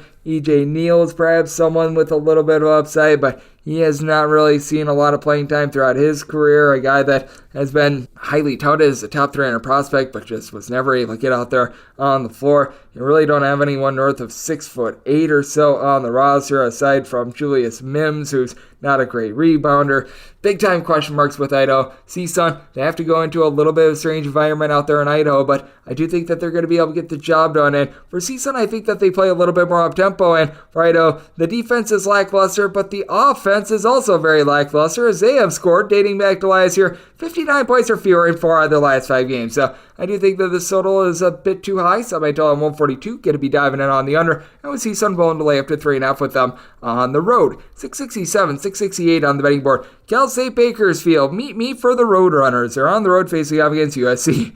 The Road Runners are running away from being very close in this game, anywhere between 25.5 and 26-point underdogs. Your total somewhere between 137 and 138. And with USC, I can only set them at 17.5-point favorites. I do think that there might be a little bit of a letdown after what we saw in their big win against Kansas State. I'm going to be willing to take the points with Bakersfield. These are the games that in past years, last year not really withstanding, in which Bakersfield would just hold in there and they would lose by like 15 or so, but cover the spread, because with Bakersfield, year in and year out, playing this team is like going to the dentist. It's really, really yucky. It's slow. It's grimy. It's boring, and that's what this team is looking to do. Now, for Bakersfield, they did put up 73 points in their game against Southern Utah, but that's one of the more up-tempo teams in all of college basketball. You now have Caleb Higgins back in the fold, who was limited to 13 games last season. In those 13 games, 13 points, 4 assists, steal per contest. Love what he's able to bring to the table, and Bakersfield has talent on this team. Someone like a Modestus Concretis. He was a former top 150 recruit that began his career over at Creighton. He had 8 points, 4 boards, 2 blocks in that team season opener. He's capable of popping threes if he wants to. You're able to get some nice production as well out of someone like a Marvin McGee III, who last season he shot 40% from 3-point range. I actually like this Bakersfield team. Meanwhile, for USC, there's no question about it. They just have a different breed of athlete. Boogie Ellis, and him averaging 15 points per contest last year, opening up the year with 24 points, 8 boards, 5 assists. Absolutely love to see that. And for USC, you know that this is a bunch that they're going to be willing to play a little bit more up-tempo. They still have that nice rim protector in Joshua Morgan, who had 5 blocks in the team season opener. Don't think he's going to quite duplicate that, but one of the better shot blockers in all of college basketball. You also return someone like a Kobe Johnson, who last year was able to have a nice second half to the season. You've got Isaiah Collier, who potentially could be the number 1 overall pick in the NBA, as strange as that is. I mean, this guy needs to cut down on the turnovers a little bit, and USC in general does 18 turnovers in that season opening game, but I mean, he was putting up triple-double like numbers, 18 points, 6 assists. I love what he's able to bring to the table for this team, but I do think that Bakersfield slows this game down. USC, always very good with regards to their 2-point shooting defense. 3-point shooting defense could be a little bit more lackluster, and Bakersfield has much more 3-point shooting than they have in past years. So I'm going to be willing to take the points with the Road Runners. So I might total 133.5. I do think that Bakersfield slows this game down, so I'm going to add the under and the points with Cal State Bakersfield. 669, 670 on the betting board. Denver plays host to Cal Poly. Cal Poly, an underdog of 7 to 7.5 points. Total on this game between 138.5 and 139.5. I did make Denver a 7.5-point favorite, so at the 7, I'm willing to lay that number. I'm not willing to lay really anything north of 7 with Denver, but I'm going to be willing to lay a 7 for Cal Poly. You're just wondering if this team is ever going to be able to get online. We've been asking this year after year after year, and it just doesn't feel like they're going to be able to do so. Now, they do bring in a center by the name of Joel Armotraden. He comes over from, actually, England, was a non-D1 guy last year. Looks like he's going to be able to make a little bit of impact. Had a nice showing against a non-D1 school. And I just like the fact that they did bring in Jared Hyder as well. Hyder began his career over at Fresno State and Cal. Didn't see a bunch of burn, but I mean, there was a year at Cal where he was averaging right around 5.5 points, nearly 2 assists per contest, so that's a little bit more talent than what they've had in the past. But even against a non-D1 team that they played, I think it was like Laverne or something, they had 17 turnovers in that game, and For Denver, this team has scores. They don't have a lot of defense, but they have scores. You've got Tuki Tomano. He comes over from Stanford, and with Tenemo, he was able to put in their 31 points in the team season opener. We saw last year Tommy Bruner be absolutely awesome for the team. Mid-33-point shooter with 16 points, 4 assists per contest. Now, the team is going to be lacking a little bit down low. Tenemo was actually able to put in their 18 rebounds in the team season opener. Don't expect that moving forward, but Jackson Brenchley, who comes over from Utah, I think that he's going to be able to elevate this team as well. We saw some moments of brightness in his true freshman year at Utah and then just fell a little bit out of favor, but 6'5" combo player that's able to pop threes, is able to handle the ball a little bit. And for Cal Poly, they just don't have that versatility with having Almami Karama now out of the fold. They really lose their top scorer from a season ago as well. For Denver, they scored a bunch of points but fell in that opening game against UC San Diego. For Cal Poly, this has been a bunch that year in and year out has been one of the most abysmal offenses in all of college basketball. So a case of something's got to give. Semi-total at 139.5 because I do think that this could be in striking distance for some late game falling. So at the 138.5 that I'm seeing, I'm going to be willing to go over. And with Denver, I do think that home court advantage is going to be big. You have to go up to elevation if you're Cal Poly. So at 7 or less, going to be willing to lay it with Denver to go along with that over. 671, 672 on the betting board. New Mexico is playing on the road against St. Mary's. St. Mary's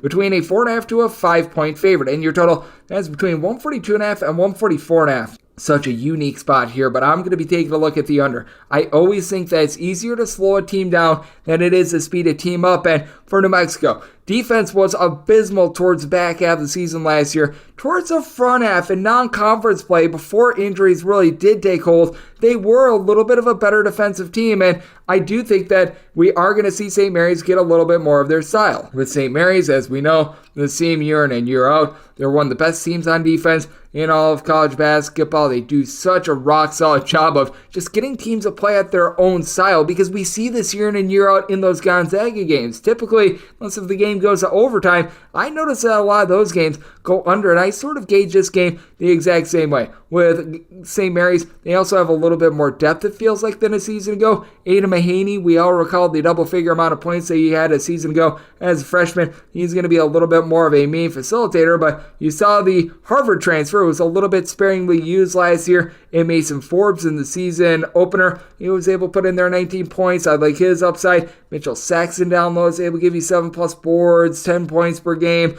You have to like the fact that you've got added size with 7'1" Harry Wessels as well. Someone who was glued to the bench last year. I expect him to have a little bit more of an impact. And for New Mexico, I do think that they are probably going to be seeing a lot of those bigs, and that'll put to the Jets Nelly Jr. Joseph, their prize transfer that comes over from Iona season ago with the Gales. 15 points, 9 boards, a block, a steal per contest. I absolutely love what he's able to bring to the table, and that's big because we all know what you're going to be able to get out of Jalen House, along Jamal Mashburn Jr., a pair of guys that average 15+ points per contest a season ago. House was able to give you multiple steals, was able to do a nice job of doling out the ball. Both of these guys, high 33-point shooters. And then on top of that, you bring in someone in JT Toppin, who I think really went under the radar. 11 points, 9 boards in that season opener against Texas Southern. Now, I'm not sure if he's related to Obi and Jacob Toppin or not, but you know what? I like what he's able to bring to the table. It does feel like the team just has more depth in general with Jamero Wilson, Mustafa Amzil coming into the fold as well, but the St. Mary's style is just so hard to be able to crack as well. I do think that with New Mexico having a lot of moving parts, at St. Mary's having so many of the guys back from last year, that does give St. Mary's the leg up. If this were a game that was played in March, I probably would take the points with New Mexico with that chemistry, but with having things a little bit more disjointed with them rather than St. Mary's, I did set the Gales as 5-point favorites. I'm willing to lay the 4.5 that I'm seeing pretty much across the board with St. Mary's, and with this total, I think that they're able to slow it down. Semi-total 139, diving under to go along with the Gales. 673, 674 on the betting board. UC Santa Barbara is going to be playing us to Portland St. Portland St between 7 and 8.5 point underdogs. Their total is between 145 and 145.5.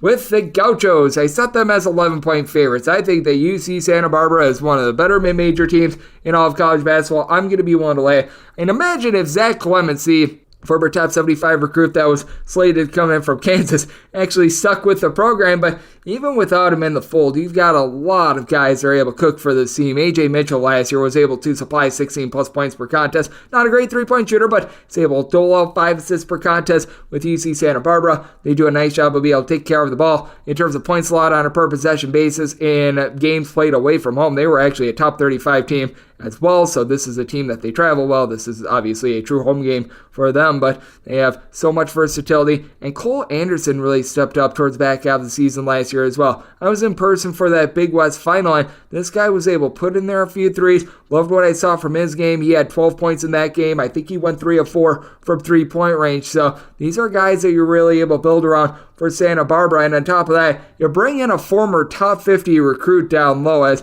you bring in Yohan Traore, was just glued to the bench a little bit over at Auburn. He should be seeing some good minutes and should be a nice rim protector for the team against a Portland State team that just, quite frankly, does not have any size whatsoever. Good opening game for Portland State against Air Force, but I don't think Air Force is going to be very good this year, and Air Force has absolutely no size at all. So the 13 rebounds that we saw night number 1 out of Isaiah Johnson, I think that that's going to be washed away a tad last year. He's averaging more around 7.5 points, 3 boards, a steal per contest, and is a solid player. I don't think he stands a chance against the likes of Traore. I do like that you bring back Hunter Woods, who began his career at Elon. He's a double-figure scorer along Jorel Satterfield. This is a Portland State team that only shot 26% from 3 in their season opener against Air Force. I think that they're going to shoot a little bit better here, but the Santa Barbara team, they really do put the clamps down on defense. They play a more slow, methodical style. Portland State, over the years, has played a little bit more up-tempo, so I do think that this total's a little bit out of whack, because it did feel like from night number 1 that Portland State is trying to play a little bit more of a defensive style.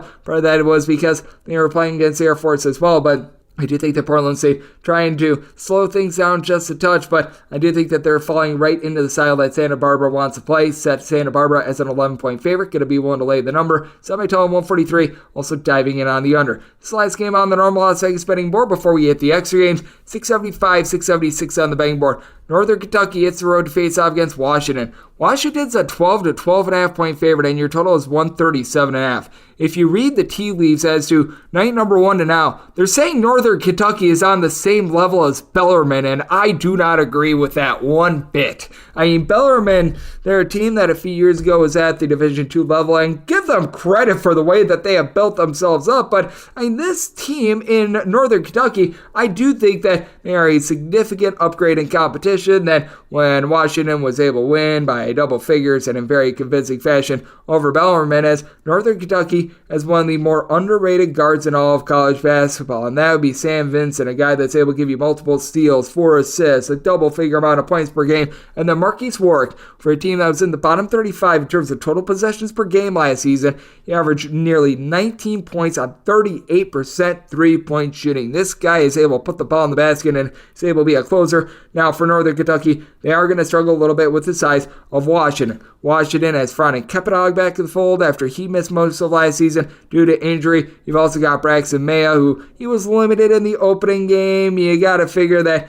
if he does play, he's going to be very limited once again. But now you've got Moses Wood, who's 6'8". He's able to pop threes. Keon Brooks, he's able to give you a double-figure amount of points. But for Washington, they shot 50% from 3 in the season opener. I think that they're going to be better from 3 this year than they were a season ago. But I question whether or not you're going to continue to be able to get those big performances out of someone like Corin Johnson, who I like, but I can't see him going from being a 7-point-per-game scorer a season ago, shooting about 32% from 3, and erupting like he did for 25 points. Paul McKay is a nice little glue guy, but this Northern Kentucky team, well, he's got one of the slowest styles in all of college basketball, one of the better mid-major defenses in the country. Washington, they become a little bit more of a defense-oriented team as well, so I did set my total 131, diving in on the under. Northern Kentucky, I feel like is being a little bit disrespected here, so going to be taking a look at those points, and I'm going to be taking a look at the under. Now we hit the extra games. The normal betting board picks are complete, but there are some extra games today, so we go into the bonus. 306-547, 306-548. South Florida is going to be playing host to South Carolina State. South Carolina State between 16.5 to 18-point underdogs. Your totals between 147.5 and 148. Set South Florida as a 15-point favorite. I'm going to be willing to take the points. With South Florida, this has pretty much become Kennesaw State South with all the pieces that have come into the fold for the team, and I liked what I saw out of Kennesaw State a season ago, but I do have my concerns with them trying to be able to cover this big of a number. Fully do recognize that when South Carolina State, the team, they did lose quite a few pieces from a team that in general last year was not necessarily too amazing, but Mitchell Taylor, he comes in at the point guard spot, and I do think that he's going to be able to help elevate the team a little bit, and then a lot of people are sleeping on the return of Omar Croxy, who he missed the entirety of the 2022-23 season. Prior to that, was registering about 9 points, 4 boards, a low 33-point shooter as a forward. I do think that he's going to be able to elevate the play of this team just a touch. Meanwhile, for South Florida, you do have some guys that should be able to do a nice job in the backcourt. You bring in Kasan Jennings, a double-figure scorer a season ago over at Kennesaw State, and because you did see Coach Abdul Rahim bringing over quite a few of these guys from Kennesaw State, couple that with Jose Placer, who he was out there in the Atlantic Sun as well, so you had to break his game down 2 to 3 times a year, depending upon if he played him in the conference tournament or not. That does give this team a little bit more chemistry than you typically find with a new head coach, but it is a team that really doesn't have a ton of size other than Keshawn Pryor. Pryor is someone that 2 seasons ago just really didn't see a lot of burn in general over at Boise State, did not play at the Division I level last season, so I do have a little bit of a question mark with this team down low, and that really is one of the biggest kryptonites of South Carolina State, so I do think that that's going to keep them a little bit more snug in this game. I set this line at 15. I'm going to be willing to take the north of 16 points with South Carolina State. Did set my total at 149. We saw Kennesaw State really crank up their tempo a season ago. South Carolina State, they were a top 20 team in terms of possessions per game last season and 2 seasons ago, so I think you get a lot of possessions in this game. Going to be taking a look at the over, and I'm going to be taking a look at the points with South Carolina State. 306, 549, 306, 550. Tulane is going to be playing us. They're Northwestern St. Northwestern St, an underdog of 17 to 18 points with your total between 153.5 and 155.5. Did set my total 156.5. Going in on the over. Tulane last season, number 1 in the country in total possessions per game. I think they might slow it down a touch from a season ago, but I still think that they're going to be a very up-tempo team. And for Northwestern State, even with a little bit of a coaching regime change, they actually went down to the junior college level to find their new man and a lot of their roster for this year. I do think that they are going to be still playing very much a up-tempo, free-flowing style. You saw a very good night number 1 out of Jamel Lane, someone who came over from the non-Division I level, and I do think that he's going to be able to give a nice level of play in general for this team as he was able to put in their 19 points to be able to lead off the season. And for Tulane, they are dealing with a few ailments, and that has been accounted for in this game. Jalen Forbes, he missed the season opening game. Would not be surprised if either completely misses this game or is very limited for this contest, but I do expect a little bit more out of Greg Glenn III. He was glued to the bench at Michigan last season, played very sparingly in the season opener. Expect a little bit more out of him. Meanwhile, Kobe King, who began his career over at St. John's last season, didn't see a lot of run for them. He was able to put in their 22 points to begin the season. You got a nice stat sheet suffering Sion James, who last year had right around a double-figure amount of points, 5 boards, 4 assists. He's able to do a little bit of everything with multiple steals per contest. With Northwestern State, very much a work in progress, a bunch of moving parts. And Tulane, they are a team that they play up-tempo, but they've got a lot more chemistry along that front line. So I do think that leads to Tulane being able to win by margin and a very, very up-tempo and harebrained game, much like we've seen out of Tulane the last few seasons. So did set my total 156.5, going in on the over, and with Tulane, set them as an 18.5 point favorite, so going to be willing to lay the number. 306, 551, 306, 552.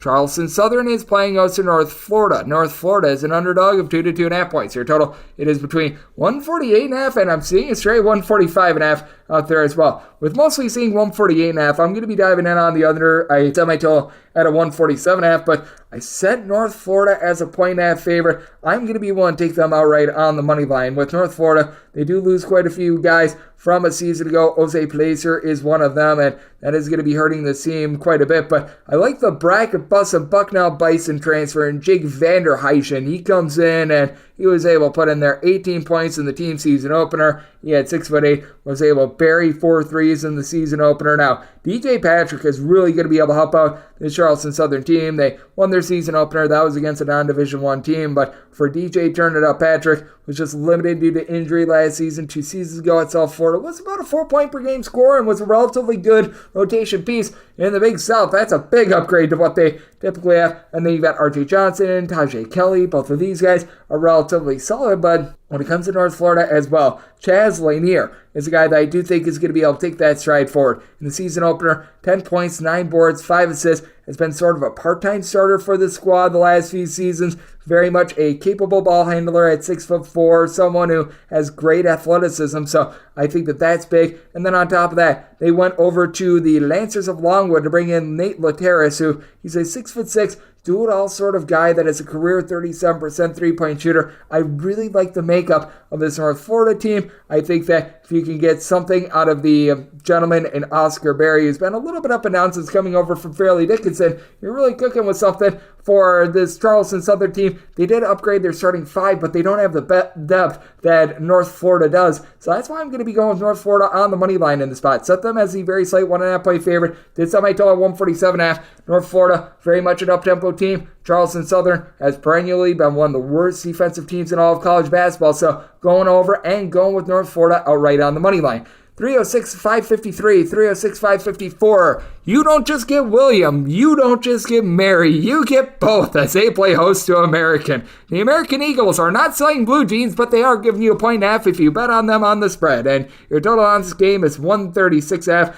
I said American is 6-point favorites. I'm going to be willing to take American outright on the money line.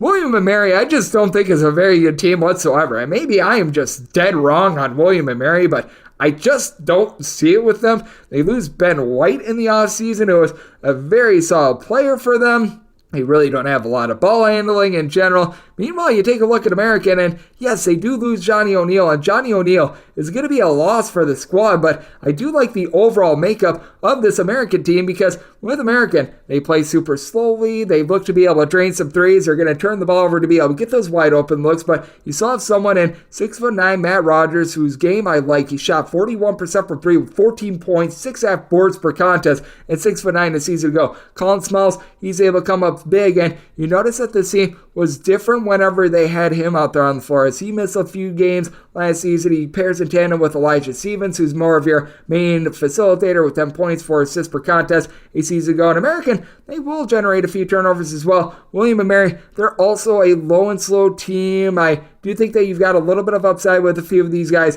in the backcourt, as they were able to get 18 points at number 1 out of Gabe Dorsey. Dorsey, someone that's able to shoot it relatively solidly from three-point range. William and Mary as a whole, they actually didn't shoot it too badly from three-point range. An overall 36.5% three-point shooting team, but a team that just could not guard a nosebleed, a team that really didn't have any rebounding outside of Noah Collier, who was able to log 8 rebounds per game a season ago. He's out of the fold, so now they're looking to 6'7" Jake Karzinski, who he had 11 rebounds in the team season opener against, I think it was like Regents College or something like that. It was a non-D1 school, but I do think that for American, they outgunned William and Mary down low, and both of these teams play a similar slow style. I just think American plays it better, and I think this is a bad matchup for our good friends at William and Mary. Somebody tell 126F, you're not going to get a lot of possessions in this game whatsoever. So even if they're drilling threes, I like this game to go under, and with American, going to be taking them outright on the money line.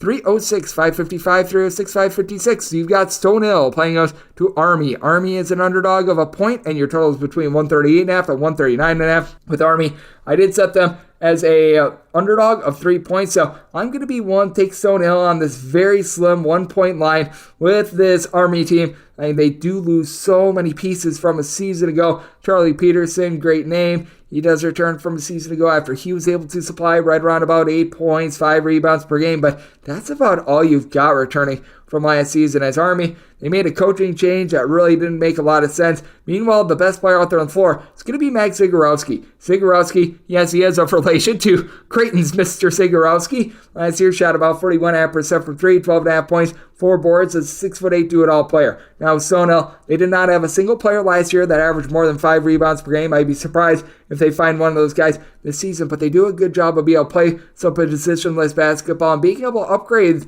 everything down low. Is the Hartford transfer and Pendo Palvadias, who last season over at Hartford, he was able to grab about 6 boards, 8 points per contest. A little bit of the reason why he grabbed so many rebounds is someone had to for that Hartford team that was just so terrible, but you know what, with this backcourt, I do think that you are really looking at something for Stonehill. They had to replace a lot of pieces, but Tony Felder, who comes over from VMI, where he was a starter last season with about 10.5 points, 3 assists per contest, he really elevates this backcourt as well, and I do think that Stonehill just has better athletes in general than than Army, with Army having pretty much an exodus due to the coaching change. That does hurt them quite a bit, so I'm willing to lay the number here with Stonehill, set them as a 3-point favorite. Stonehill was a very good team to the under last year. Army looks to typically play at a mid-tempo style, but I just don't think that there's going to be enough ways for them to be able to score in this affair. So going to be taking a look at Stonehill and the under in this ordeal. 306-557, 306-558. Georgia Tech is playing us to Howard. The Bison of Howard are underdogs of 11.5 to 12 points. Your total and between 150.5 and 152. I'm in on this Georgia Tech team. I did set them as 15-point favorites. I am going to be willing to lay the number. I think that Damon Sotomayor has brought in quite a bit of good talent that is really going under the radar. They brought back Miles Kelly, their top scorer from last season, and they paired him up with a lot of guys that I think that they just fit for a balanced team. You've got Tyshawn Claude, who was the top scorer a season ago over at Western Carolina with about 8 boards per contest. Amari Abraham last season over at Ole Miss, he had 8 points, 2 assists, shot in the high 30s from 3-point range. Didn't see a lot of run night number 1 against Georgia Southern. I do think that Georgia Tech needs to give him a few more minutes, but Kawasi Reeves is an upside guy that comes over from Florida, paid immediate dividends, night number 1 with 15 points. I really like what was brought in. These were a lot of guys that, they were solid guys that were sort of afterthoughts at their previous schools, and now they're going to be able to flourish with the Yellow Jackets. Meanwhile, for Howard, they lose a lot of their heart and soul pieces from the season ago, and it's going to be all about Bryce Harris and what he's able to do, as Mr. Harris last season was a part-time starter that, he had 7 points per contest, and every time I watched him, I liked what I saw of Harris, but he's a very streaky up-and-down guy. Shai Odom last year, he was able to supply about 9 points per contest, but even though Elijah Hawkins was towards the top of all of college basketball in turnovers per game, he still shot 46.5% from 3 with 13 points per contest. You lose someone in 6'10", 6'11", Steve Settle, who shot threes, was able to lead the team in rebounds. Howard doesn't really have a lot of size to be able to replace him. And on top of that, you just have a lot of injuries in general for this team. There is a lot of hoopla surrounding the fact that you've got the Van Wilder of college basketball on this roster, as Seth Downs, he won Player of the Year honors during the 2018-19 season in the Ivy League. He is currently not set to go, and who knows when we are going to see Seth Downs, but what we are going to be seeing, in my opinion, is a double-figure win for Georgia Tech. Set them as a 15-point favorite. I'm going to be willing to lay the number. Semi-total 147. Howard, very much an up-tempo team last season, but they really cranked up their tempo more towards conference play, and non-conference play was a little bit more milquetoast. So, set my total under, and I'm going to be taking a look at Georgia Tech laying this number. 306-559, 306-560. You've got yourself Old Nebraska playing us to Florida A&M. Florida A&M and between 24.5 and 25.5 point underdogs, so it's between 139 and 141, and Florida A&M, this is one of the more grody teams in all of college basketball, but I'm going to be willing to take the points. I set them as a 24-point underdog. This opened up at 26, so if this continues to go down, then I think that we're going to get to a point of no return. But with Florida A&M, even though this team not good to say the least, I do think that Chase Bars is going to be able to do an okay job down low. We've seen him the last few years be a guy that's able to pull in there right around 3.5, 4.5 rebounds per game. In terms of rebounds per minute, he's okay. He's able to give the team a block per contest, has a nice frame, and now he is the man. After we saw a little bit of an exodus in the offseason for this Florida A&M team, they are really going to be relying upon KJ Parker in the backcourt, a true freshman that is one of the better recruits that they've gotten in general. He saw 37 minutes in that game against Creighton. He was able to supply 12 points. Now, for Florida A&M, they were terrible with their three-point shooting last season. They're going to be terrible with it once again this season. They're really going to need to rely upon Jordan Chapman to be able to elevate after he shot just 20% from three last year, but gave the team 5.5 points, 4 boards at 6'5", has a little bit of versatility. And for Nebraska, I do like the pieces that they brought in. Guys like Rink Mass, Bryce Williams, these are guys with size that are able to pop threes, good versatility, especially Mass at 6'9". He's a mid-30s three-point shooter over at Bradley last season. I don't know if we're going to be seeing Sam Hoiberg go off for 15 points consistently like he did. That is the son of the coach. And last season, he did not see a lot of run with about 4 points per contest, but did shoot 41% from three. So I guess he got those good Hoiberg genes, but that said, I do think that things have gotten a little bit out of whack. I think that Nebraska wins this game comfortably, but with all that they got in the transfer portal, Josiah Allick, a guy that was able to supply 6+ rebounds per game over at New Mexico, I do think that there's going to be a lot of experimentation for this Nebraska team, and they might fail to cover just because of that experimentation. So we'll take north of 24 with Florida A&M. Did semi-total at 140. Nebraska they were a little bit more of a slower team last year. I do think that they play a little bit more up-tempo this year. Right now, the numbers I'm seeing in between a 139 and a 141. I'd rather have the 139 over, but that said, seeing mostly 140.5 to 141. So at market median number at a 140.5/141, would be willing to dive in on the under to go along with the points with Florida A&M. 306-561, 306-562. Chicago State, they're going to be playing those to Mercer. Mercer is a favorite of 1.5 to 2 points. Settle on this game between 132 to 134.5. Shout out to Bomani Jones's alma mater, Clark Atlanta, for being able to get the job done against Mercer a few nights ago. I think that was a little bit of a wake-up call for Mercer. I did set them as 4.5-point favorites. I recognize that losing to Clark Atlanta, not necessarily savory to say the least, but you know what, with this Mercer team, I do think that they just have a little bit more talent in general with Jalen McCrary, someone who last year, he was a nice do-it-all scorer for the team, 15 points, 5.5 boards, he still had 14 points in that season opening loss against Clark Atlanta. Chicago State just really does lack that size, and with Chicago State, they were trying to bring in that pair of brothers that they were really big-time recruits. They have been barred from playing as of right now. I think it was Ryan and Matt Belwelli.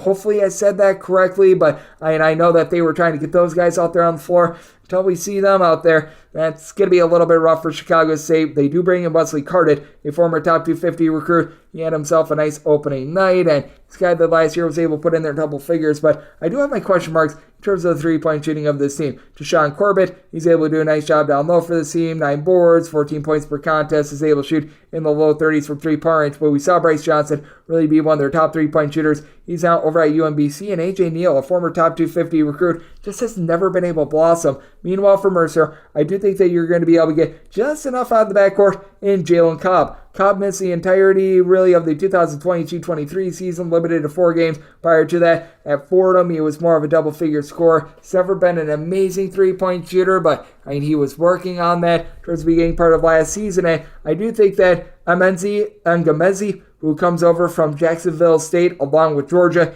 he's going to be able to elevate this team as well. Someone that for his career shot about 31% from 3 at 6'9". He's able to pull in there some boards. He's got good versatility. I think that's going to be a little bit too much for Chicago State to be able to handle. I did set Mercer as a favorite of 4.5 points. I think we're getting a nice discount based on what we saw night number 1. And did somebody total 138.5. Chicago State, it's been a little bit more of a low-tempo team the last few years, but I do sense that this team is going to be trying to crank it up just a skoch. So, going to be taking a look at the over and going to be taking a look at Mercer laying the number. Also, keep in mind, perhaps some late-game fouling as well. 306-563, 306-564. North Alabama is going to be playing us to Alabama A&M. A&M, a 10.5 to an 11.5 point underdog. Your total is between 140.5 at 141.5. I mean North Alabama 10-point favorites. I am going to be willing to take the points with Alabama A&M. Now with A&M, they do lose a few critical pieces from a season ago, including Messiah Jones, who was able to be a nice double-figure scorer in the backcourt, but they do return some of those fulcrum pieces from a season ago that I do think is going to be able to keep them in this game, and we have seen Alabama A&M actually have some success in this, and I air quotes here, rivalry as well. They do bring back a guy that I really like and was a solid scorer for them with 10.5 points per contest last season in Dallin Smith. Dallin Smith is someone I think is going to be a nice elevator for this team as he shot about 35.5% from three-point range a season ago, so some of that very much is on my radar. Someone in AC Bryant comes into the program after he was actually a pretty highly touted junior college guy. Some of those junior college rankings had him in the top 150, so I do think that there's a high level of talent there. And then EJ Williams has always been a relatively solid low-post player that has never really been able to crack north of 5 rebounds per game, but has always been able to give you a few blocks, is someone that just in general is more of a back-to-the-basket big man, and 6'10", 275. I think that he's going to be able to make some nice impacts for the team. Meanwhile, for North Alabama, they do lose some of their top scorers from a season ago. You did have Daniel Ortiz supply 15 points, shot over 40% from three-point range. Him being out of the fold means that KJ Johnson along with Will Sovcy are really going to need to step up. Sovcy the last few years has shot north of 44% from three-point range, but he never really has the ball in his hands quite a bit, which puts a lot of pressure on KJ Johnson, more of your main facilitator last year, had 3 assists, 12.5 points per contest to be able to create. And for North Alabama, the big concern is how are they going to be able to fare down low, because they did have a nice pickup in Tim Smith Jr. comes over from the non-D1 level. He was able to have 19 points, 10 rebounds in the team season opener. That was a win against a non-D1 school, but I do think that North Alabama going to have a little bit of a tough time going up against an Alabama A&M team that they certainly don't do a great job in terms of scoring, in terms of the offensive side of things, but they've got a lot of guys with versatility at 6'5", 6'6". I do think that with Williams, along with another 6'10" gentleman in William Tavares, he comes over after last season. He just wasn't able to see a lot of minutes in general, but I do expect a nice leap from him. I do think that these guys are going to be able to give this team what they need down low to be able to hold at bay. So I did set this line at 10. I'm going to be willing to take double figures with Alabama A&M. Did set my total at 138. North Alabama, not necessarily an up-tempo team, and Alabama A&M, one of the worst shooting teams in all of college basketball. So going to be taking a look at the under and the points with Alabama A&M. Now we have my DK Network right at pick 306-565, 306-566. SMU plays those to Lamar. Lamar is an underdog of 20 to 20.5 points. Totals between 142 and 144. Very unique situation here for SMU. I am currently doing this preview as SMU is just pounding the tar out of Western Illinois. They're currently up by like north of 30 with about 10 minutes remaining in the second half. So they are going to be able to get the win and cover in this one, but SMU is going to be on their third game in 4 days. When's the last time you've seen a college basketball team sans conference tournament play? Because obviously conference tournament play, you play those games back to back, but when do you see that in non-conference play? And for SMU, shot well from three-point range in that game against Western Illinois, but they had a tough time with the non-Division I team that they played. I think it was like Southwest Asylum of God or something like that, and they were not able to get a lot going there. I do like what Zariq Phillips is able to bring to the table, a double-figure amount of score. He's able to give you about 3 assists per contest, but this is a little bit of a revenge spot for Lamar as well. Lamar lost this game by 25 points a season ago. Do I think that they're going to get revenge for an outright win? I think that would be a little bit insane, and I think that would be thinking a little bit too highly of them, but Lamar brings back a lot of guys from last year, and I put this number at 14.5. I am going to be rating up the points with Lamar because I do think that they're going to be able to hold that bay, and for Lamar, a big reason why they were only able to win 9 games outright last season is that they were dealing with a pair of big men that just were unable to get out there on the floor, as Valentin Kott was limited to 7 games last year. When he was out there on the floor for this specific game, he was able to put in there 16 points, 7 rebounds, and then he also bring back Adam Hamilton. Hamilton, he was limited to a single-digit amount of games as well. He was limited to about 7 or 8 games. In the 8 games in which he actually played more than 10 minutes, he scored double figures in 6 of them. That's going to be big for this squad. They also bring back Chris Pryor, who was able to dole out just under 4 assists per contest. They brought in a few guys from the non-D1 level to be able to elevate this team via the transfer portal, and I do think that there's a little bit of upside as well with someone like a Brian Gordon, who last season he only gave the team about 3 points, but when they needed him to bring up the ball a little bit, he was able to do so as a true freshman. So I do think that there's some upside there.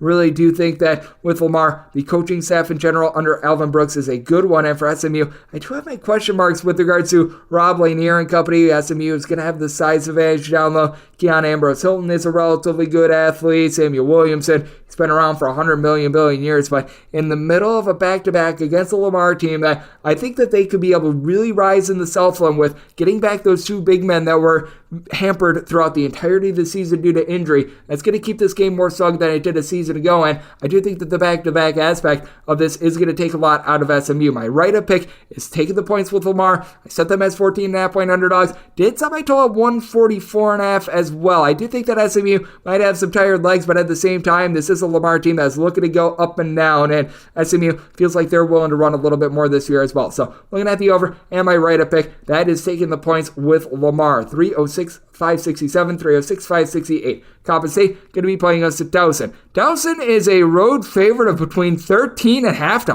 14.5 points. Your total on this game are between 139 and 139.5. I set Towson as 8.5 point favorites. I am going to be willing to take those points. Now, Coppin St, they are a low-level basketball team. I am not going to try to sugarcoat it, but we saw Towson get absolutely clobbered, 9-1 against Colorado. Now, that is a good Colorado team, but you You tell that Towson right now missing Nicholas Timberlake as he was able to bring Sexy back to a very solid job of being able to shoot from three-point range, but you have to wonder how much this team is going to miss Cameron Holden, a guy that I still remember in conference play last year. There was a game or two where he was able to have a triple-double. He did it all for the team, and it feels like this team is a little bit rudderless and without a main facilitator. Dylan Williamson, he is a true freshman that was bringing up the ball a lot in that game against Colorado, 15 points, 3 assists, good showing from him, but the guys around him weren't able to provide a lot. Charles Thompson is back from a season ago where he had 7 boards, and Messiah Jones, I like his overall game, comes over from Wofford. He's someone that he is more of a back-to-the-basket guy. He's not going to stretch the floor. Last year, about 10 points, 5.5 rebounds per game. So I do think the Coppin St going to be up against it a little bit down low with Totu Fonagabali. Hopefully I said that correctly. Trying to be able to hold things down low. But the guy that I think is a little bit of an elevator for this team is Justin Winston. Winston began his career over at St. Bonaventure along with Robert Morris. Last season for this Coppin St team, he had right around 8 points, 3.5 boards, shot 36.5% from 3. As a 6'8", little bit of a combo player, I think that they're going to have a tough time matching up with him. They bring in Malik Battle. He began his career out there in the Big South. I expect a little bit more out of him. And they got a nice find in 6'6" Priest Ryan. He comes in from more of the Pennsylvania area. I liked him as a bit of a prospect, and he was able to have 12 points in the season opening loss as well for Coppin St. This is not a great team, but at the same time, Towson, with all the lost pieces in the backcourt, I do think that they're going to have a little bit of a rough time. And for Coppin St, this team is under a new coaching regime, but they are still looking to play very much up-tempo. They gave up 100 points to Virginia Tech, and Towson, they themselves are a bunch that they like to play a little bit more slowly. So I do think that this is going to be a mid-tempo team, and I do think that with Towson, they are going to be able to bury a few threes in this one. So I did set my total at 142.5. Looking at the over, now with Towson, going to make them 8.5 point favorites. So taking the points with Coppin St, and we wrap things up with 306, 569, 306, 570. San Francisco is playing us to St. Francis of Pennsylvania. St. Francis is between 23.5 and 24.5 point underdogs. Totals anywhere between 143.5 and 146. And San Francisco made them 21.5 point favorites. I am going to be willing to take the points with San Francisco. I do think that this is going to be a very solid team out in the West Coast Conference, and for St. Francis of Pennsylvania, they are staring at a rough year. They did lose pretty much 5 out of their top 6 scores from a season ago, but I do think that there's a little bit of upside with Cam Gregory. Gregory, great name. He was able to supply 5 points, 2.5 assists per contest last year. Figures to have the ball in his hands a lot this year, especially with the team not having as much down low, with Josh Cohen being out and being at a higher level after last year he had 22 points, 8 rebounds per game. But with San Francisco, we did notice last year this team had a lot of turnover woes, even with a very good backcourt. They cleaned it up night number 1, and I do think that they're going to be featuring more of their guys down low. Vladimir Markatovsky, who comes over from the Ukraine, 7'2" gentleman. He should be able to have a nice imprint down low. You've got also Stefan Torvik. He comes over from SMU. He was very seldom used over at SMU. I thought that was a little bit strange, but you also have Robbie Beasley, who he's more of a true guard, but is a guy with size that's able to pop some threes. I do think that he's going to be able to elevate this team quite a bit as well. And then you bring in 6'8" Mongolian Mike, who he plays very much positionless basketball as well. But for San Francisco, I do think that they might be slowing things down just a skoge this year. And for St. Francis of Pennsylvania, this team plays out in the NEC where they play super duper slow basketball. They're looking to hold their head on defense. I mean, if there's something encouraging, they did hold UCLA to 75 in their season opener. They only scored 44 points themselves. They just were very rudderless in general, not being able to take care of the ball. The 21 turnovers, that's not great when you only knock down 14 field goals, but I don't think that they're going to have quite those issues against the San Francisco team that doesn't necessarily do the world's greatest job of being able to generate those turnovers. And what I think is going to be big for St. Francis being able to cover this game is Geston Labiris. Labiris, he's a 6'9", little bit of a combo player that just didn't see a lot of action last year, but heard very good things about him in the offseason. He was a starter that had 12 points in that season opener against UCLA. You can tell that there's a little bit of experimentation going on with St. Francis with all the pieces that they did lose, but it feels like they've got a winner there, and I do think that this number of north of 23 points, even though it is a body clock game, this is going to start at pretty much 10 o'clock p.m. Eastern time as St. Francis, they are based out there in Pennsylvania. It's going to be a little bit of a late one for them, but I do think that this number has gotten a little bit just inflated. I did set my number at a 21.5. Going to be taking the points with St. Francis. So my total 141.5. I think things get slowed down just a touch. So looking at the under and taking a look at the points with St. Francis. And that will wrap things up for the Thursday edition of Coast to Coast Hoops, now part of the VSiN Family Podcast. If you do like hearing from this fine podcast, Coast to Coast Hoops, you're able to subscribe wherever you podcasts, Apple Podcasts, Google Play, Spotify, Stitcher, and TuneIn. If you have a question, comment, segment idea, what have you for this podcast, you have one of two ways we all fire those in. First one is my Twitter/X timeline at Janet_81. Keep in mind, letters EM, they mean does not matter. As per usual, please do send these into the timeline. Other way is find an Apple Podcast review. If you rate this podcast 5 stars, it is very much appreciated. From there, we'll fire in whatever you'd like to hear on this podcast via that 5-star review. Coming at you guys every single day throughout the college basketball season, and that means I'm back with you once again tomorrow. Thank you so much for tuning in.